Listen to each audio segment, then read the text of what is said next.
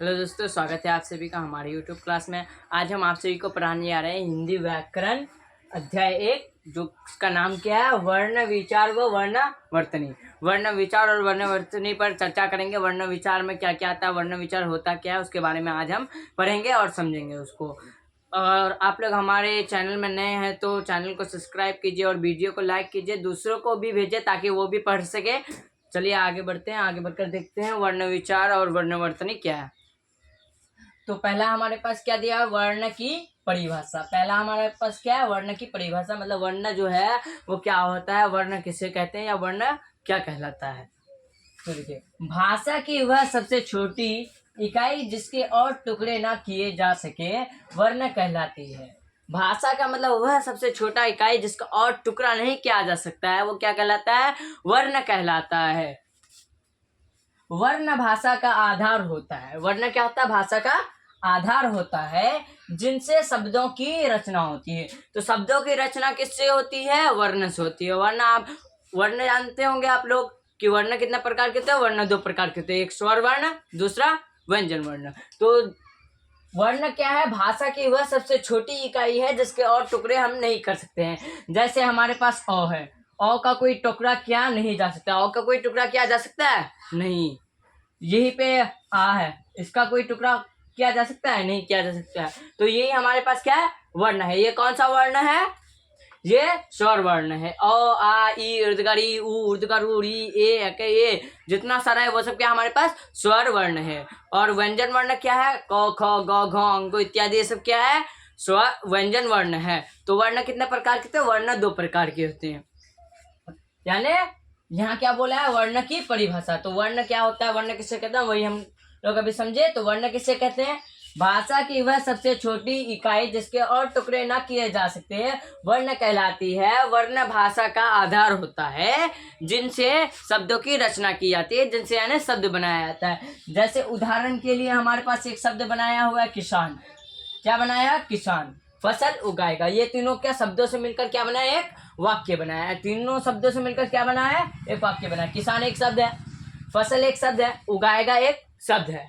क्या तीनों शब्द है। तीनों शब्द को जब एक जगह जोड़ेंगे, किसान फसल उगाएगा, तब ये हमारे पास क्या हो जाएगा, वाक्य हो जाएगा। यानी कि जो किसान शब्द है वो किससे मिलकर बना है, वर्ण से मिलकर बना है। जैसे देखिए आप, किसान, यहाँ क्या लिखा हुआ है, किसान, कर की सौ का सा नो किसान, क हलन जोड़ ई, तब क्या होगा, कर की। क में क्या जोड़ेंगे, क हलंत में क्या जोड़ेंगे, ई जोड़ेंगे, तब हमारे पास आएगा कौशिकर की। सौ हलंत और का, तब हमारे पास क्या आएगा, सौ का सा की सा। नौ हलंत ओ, तब हमारे पास क्या हो जाएगा, नौ। तब हमारे पास एक शब्द बनेगा जो क्या होगा, किसान। कैसे किसान बनता है, क हलंत है, यहाँ हर्षिकार का मात्रा, हर्षिकार का मात्रा है, तो हर्षिकार का मात्रा क्या होता है, ई हर्षिकार का मात्रा में आता है। तो हमारे पास क्या होगा, क हलन जोड़ ई। अब सौ, सौ हमारे पास दिया हुआ है, उसके बाद क्या आकर है, कौशकी सौ का सा, तो सौ हलन जोड़ औकरा। सौ हलन सौ को और औकरा को जोड़ोगे तो क्या हो जाएगा, किसा। फिर नौ हलन जोड़ ओ, तब हमारे पास क्या हो जाएगा, नौ किसान। सब चीज को मिलाओगे तब हमारे पास क्या आएगा, किसान। तो वैसे ही फसल, फ हलन जोड़ ओ जोड़ सौ हलन जोड़ ओ जोड़ लो हलन जोड़ ओ, सारा मिला करके क्या होगा हमारे पास, फसल। फ सौ ओ लो फसल, फ सौ ओ लो, फ सौ ओ लो, क्या होगा हमारे पास, फसल होगा। ठीक है, तो वैसे ही उगाएगा एक शब्द है, तो ऊ है पहला लेटर क्या हमारे पास, ऊ। उसके बाद ग हलन जोड़ औकरा, देखिए ग औकरा का मात्रा है, ये है ग हलन औकरा, उगाएगा। ये क्या होगा हमारा, शब्द वर्ण से मिलकर क्या बना हमारे पास, एक वाक्य बना है, एक शब्द बना है। यानी कि वर्णों के मेल से क्या बनते हैं, शब्द बनते हैं, और शब्दों के मेल से वाक्य बनते हैं।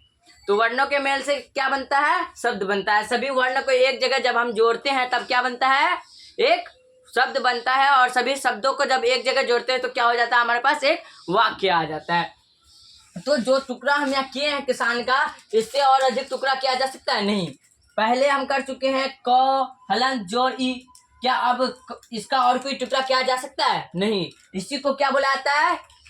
इसी को बोला जाता है वर्ण। वर्ण भाषा की वह सबसे छोटी इकाई है जिसके और टुकड़े नहीं किए जा सकते हैं, उसी को क्या कहते हैं? वर्ण कहते हैं। वर्ण भाषा का क्या होता है? आधार होता है, और जिनसे शब्द की क्या होती है? रचना होती है ना, शब्द बनाया जाता है। ठीक है, चलिए आगे बढ़ते हैं। ठीक है, दूसरा देखते हैं। दूसरा क्या है हमारे पास? दूसरा नंबर क्या है? वर्णमाला। वर्णमाला क्या होता है? वर्णमाला क्या है इसके बारे में पढ़ेंगे अभी। चलिए आगे बढ़ते हैं। वर्णों का समूह वर्णमाला कहलाता है। जो वर्णों का समूह होता है वो क्या कहलाता है? वर्णमाला कहलाता है। अन्य शब्दों में किसी भाषा में वर्णों के व्यवस्थित समूह को वर्णमाला कहते हैं। वर्णमाला किसे कहते हैं? वर्णों के व्यवस्थित समूह को वर्णमाला कहते हैं। व्यवस्थित समूह मतलब क्रमबद्ध समुदाय को। क्रमबद्ध मतलब जो एक ही क्रम में लिखा हो, जैसे क, ख, ग इत्यादि। यही पे क को क्या है? क के बाद ख, ख के बाद ग। ये एक व्यवस्थित समूह है, यानी क्रमबद्ध समुदाय है वर्ण का। यही पे अगर हम कर दे क के बाद ग, तो ये क्या हो जाएगा? गलत हो जाएगा, क्योंकि ये एक व्यवस्थित समूह नहीं है वर्णमाला का। ये उल्टा पुल्टा लिखा गया है। क के बाद ग नहीं पढ़ाएगा, क के बाद क्या पढ़ाएगा? ख। तो वर्ण के व्यवस्थित समुदाय को क्या कहते हैं? वर्णमाला कहते हैं। यानी कि वर्णों का समूह वर्णमाला कहलाता है। दूसरे शब्दों में अगर कहा जाए तो वर्णों के व्यवस्थित समुदाय को वर्णमाला कहते हैं। तो देखिए, वर्णमाला तो हम समझ गए वर्णमाला किसे कहते हैं। अब वर्णों के कितने भेद होते हैं? अब क्या पढ़ेंगे? क्वेश्चन क्या हमारे पास? वर्णों के कितने भेद होते हैं? वर्णों के कितने भेद होते हैं? वर्णों के 2 भेद होते हैं। नंबर 1 स्वर वर्ण, नंबर 2 व्यंजन वर्ण। वर्णों के कितने भेद होते हैं? 2। नंबर 1 स्वर वर्ण और दूसरा व्यंजन वर्ण। अब हमारे पास सवाल आता है स्वर वर्ण किसे कहते हैं। चलिए आगे बढ़ते हैं। आगे बढ़कर देखते हैं स्वर वर्ण किसे कहते हैं, व्यंजन वर्ण क्या होता है, व्यंजन वर्ण क्या है, स्वर वर्ण क्या है। चलिए आगे बढ़ते हैं। स्वर वर्ण किसे कहते हैं उसके बारे में चलिए उसको देखते हैं। स्वर वर्ण किसे कहते हैं? तो जिन वर्णों के उच्चारण में किसी अन्य वर्ण की सहायता नहीं लेनी पड़ती तथा जिनके उच्चारण बिना रुकावट के बाहर निकलते हो, उन्हें स्वर कहते हैं। देखिए, जिन वर्णों के उच्चारण में किसी अन्य वर्ण की सहायता नहीं लेनी पड़ती है उसे क्या कहते हैं? स्वर वर्ण कहते हैं। इसका मतलब क्या है? मतलब वैसा वर्ण है जिसको बोलने के लिए हमें किसी दूसरे वर्ण का प्रयोग नहीं करना पड़ता है। जिस वर्ण को बोलते हैं सिर्फ उसी वर्ण का प्रयोग किया आता है, उसे ही क्या कहते हैं? स्वर वर्ण कहते हैं। यही यहाँ बताया है कि जिन वर्णों के उच्चारण में किसी अन्य वर्ण की सहायता नहीं लेनी पड़ती तथा जिनके उच्चारण बिना रुकावट के बाहर निकलते हो, उन्हें स्वर वर्ण कहते हैं। इसका जो उच्चारण है वो बिना रुकावट का बाहर निकल जाता है, उसे क्या कहते हैं? स्वर वर्ण कहते हैं। जैसे ओ, आ, औ के साथ कुछ जोड़ा गया है। औ तो सिर्फ सिंगल है ना, ओ। इसके साथ कुछ जोड़ा आता है नहीं, तो ये कौन सा वर्ण हो गया? ओ हो गया स्वर वर्ण। तो स्वर वर्ण जैसे क्या क्या है? ओ, आ, ई, उद्गार ई, ऊ, उर्दगार ऊ इत्यादि, ये सब क्या है? स्वर वर्ण है। अच्छा, स्वर वर्ण के कितने भेद होते हैं? अब स्वर वर्ण तो हम पढ़ लिए, स्वर वर्ण किसे कहते हैं, स्वर वर्ण क्या क्या है ये तो पढ़ लिए। अब स्वर वर्ण के कितने भेद होते हैं, यानी स्वर वर्ण कितने प्रकार के होते हैं और स्वर वर्ण क्या क्या है। तो देखिए, स्वर वर्ण के कितने भेद होते हैं, तो आंसर में क्या है? स्वर वर्ण के 3 भेद होते हैं। जो स्वर वर्ण होता है ना उसके कितने भेद होते हैं? 3 भेद होते हैं। नंबर 1 हर्षो स्वर, नंबर 2 दीर्घ स्वर, नंबर 3 प्लुत स्वर। स्वर वर्ण के कितने भेद होते हैं? 3। नंबर 1 हर्षो स्वर, नंबर 2 दीर्घ स्वर, नंबर 3 प्लुत स्वर। यह आप लोग सबको याद कर लीजिएगा। स्वर वर्ण के कितने भेद होते हैं? 3। एक हर्षो स्वर, दूसरा दीर्घ स्वर, तीसरा प्लुत स्वर। चलिए आगे बढ़ते हैं। अब इसके बारे में पढ़ेंगे कि हर्षो स्वर क्या होता है, दीर्घ स्वर क्या होता है, प्लुत स्वर क्या होता है। चलिए देखते हैं कि स्वर वर्ण कितने प्रकार के हैं। तो स्वर वर्ण पहले बता चुके, स्वर वर्ण 3 प्रकार के होते हैं। एक हर्षो स्वर, दूसरा दीर्घ स्वर, तीसरा प्लुत स्वर। तो देखिए, पहला हमारे पास क्या है? हर्षो स्वर किसे कहते हैं। जो हर्षो स्वर होता है किसे कहते हैं वही पढ़ेंगे। तो जिन वर्णों के उच्चारण में बहुत कम समय लगता है उन्हें हर्षो स्वर कहते हैं। इनकी संख्या 4 है। देखो, उस स्वर वर्ण को हर्षो स्वर कहते हैं जिन्हें बोलने में हमें कम समय लगता है, यानी कि जिसका उच्चारण में हमें कम समय लगता है उसे क्या कहते हैं, हर्षो स्वर कहते हैं। वही यहाँ पे लिखा हुआ है, हर्षो स्वर किसे कहते हैं, जिन वर्णों के उच्चारण में बहुत कम समय, मतलब बहुत ही कम समय लगता है, उन्हें हर्षो स्वर कहते हैं। इनकी संख्या कितनी है, इनकी संख्या 4 है। इनकी संख्या कितनी है, इनकी संख्या 4 है। अ, ई, उ और री। हर्षो स्वर कितने हैं, हर्षो स्वर 4 है। एक अ, ई, उ, री, ये चारों जो स्वर है इनका जब आप उच्चारण करेंगे, इनको जब आप बोलेंगे तो इसमें बहुत कम समय लगता है। जैसे देखिए अ, ई, उ, कितना कम समय लग रहा है, पता भी नहीं चल रहा है बोला या नहीं। अ, ई, उ और री, ये 4 ऐसा स्वर वर्ण है जिनको आप बोलेंगे तो बहुत कम समय लगता है, उसे क्या कहते हैं, हर्षो स्वर कहते हैं। यानी जिनका उच्चारण करते समय, जिसको बोलते समय बहुत कम समय लगता है, उसे क्या कहते हैं, हर्षो स्वर कहते हैं। चलिए आगे बढ़ते हैं। पहला समझ में आ गया होगा मेरे ख्याल से, हर्षो स्वर। दूसरा क्या हमारे पास, दीर्घ स्वर। दूसरा क्या है, दीर्घ स्वर। तो दीर्घ स्वर किसे कहते हैं, दीर्घ स्वर किसे कहते हैं, तो आंसर में क्या दिया हुआ है, जिन वर्णों, 2 बार वर्ण लिख दिए हैं। चलिए, जिन वर्णों के उच्चारण में हर्षों से अधिक समय लगता है उन्हें दीर्घ स्वर कहते हैं।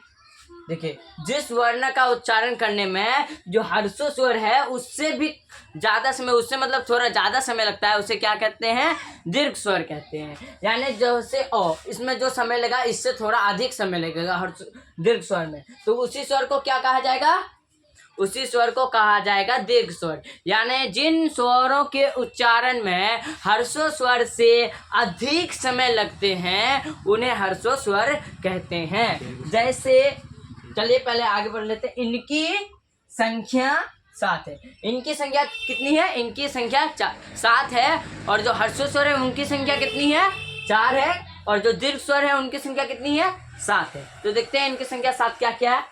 तो देखिए पहला क्या, आ।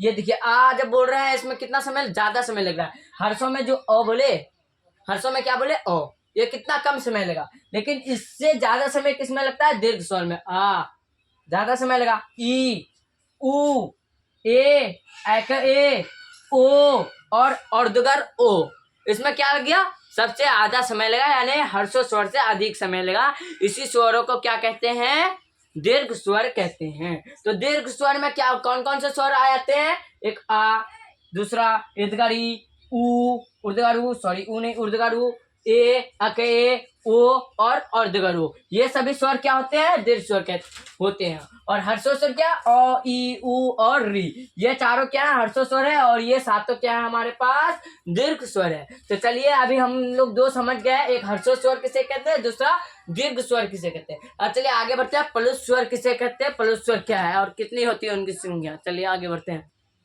चलिए देखते हैं प्लुत स्वर किसे कहते हैं। तो प्लुत स्वर किसे कहते हैं, जिन वर्णों के उच्चारण में दीर्घ स्वर से अधिक समय लगता है उन्हें प्लुत स्वर कहते हैं। मतलब जिन वर्णों के उच्चारण में, यानी कि जिन वर्णों को बोलते समय दीर्घ वर्ण से ज्यादा समय लगता है, मतलब उससे अधिक समय लगता है, उसे क्या कहते हैं, प्लुत स्वर कहते हैं। इनका प्रयोग प्राय किसी को पुकारने के लिए किया जाता है। इन वर्ण का प्रयोग किसके लिए किया जाता है, किसी को पुकारने के लिए। जैसे हम लोग किसी को पुकारते ना, हे इधर आओ रे, कहाँ जा रहे हो, क्या कर रहे हो रे, ऐसे हम लोग किसी को पुकारते हैं ना अपना भाषा में, तो वही उसी को क्या बोला जाता है, प्लुत स्वर बोला जाता है। इसका प्रयोग कहाँ कहाँ होता है, किसी को पुकारने के लिए इसका प्रयोग होता है। प्राय हम किसी को पुकारने के लिए इसका प्रयोग करते हैं। जैसे ओम, ज्यादातर लोग जो हिंदू लोग धर्म के लोग होते हैं वो लोग कैसे बोलते हैं, ओम, राम, हे आदि, ये सब जो है किस में आता है, प्लुत स्वर में आता है। मेरे ख्याल से आप सभी को समझ में आ गया होगा स्वर वर्ण, व्यंजन वर्ण, वर्णमाला, वर्ण की परिभाषा, जितना सारा चीज पढ़ा है। स्वर वर्ण किसे कहते हैं, स्वर वर्ण क्या क्या होता है, स्वर वर्ण के कितने भेद होते हैं, सारा मेरे ख्याल से आप सभी के समझ में आ गया होगा। तो चलिए अब मिलते हैं अगले वीडियो पे। Thank you, thanks for watching, like and subscribe.